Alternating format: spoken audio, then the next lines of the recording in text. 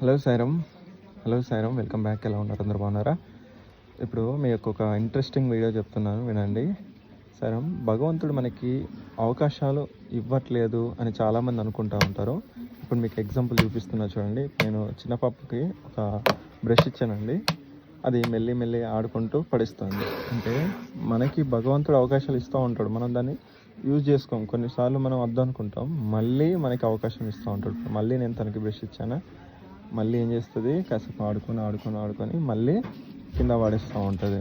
So ఇలానే భగవంతుడు మళ్ళీ మనకి అవకాశాలు ఇస్తూనే ఉంటాడు.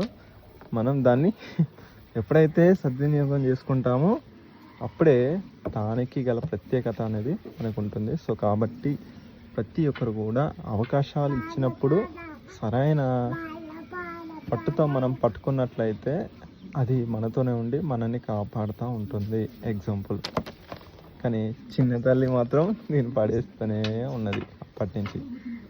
సో ఇలా భగవంతుడు మనకి అవకాశాలు ఇస్తూ ఉంటాడు. అంటే చూడండి, భగవంతుడు మనల్ని ఏ కోణంలో చూస్తున్నాడు అనే విషయం మీకు క్లియర్గా అర్థం కావాలంటే మనల్ని ఒక బిడ్డలాగా చూస్తూనే ఉంటాడు ఎప్పుడు కూడా భగవంతుడు.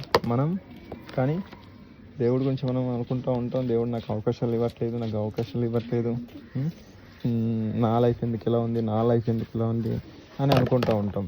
కానీ నాకు ఇచ్చేటువంటి అవకాశాలను మనం తెలుసుకోలేక కొన్నిటిని వదిలేస్తూ ఉంటాం.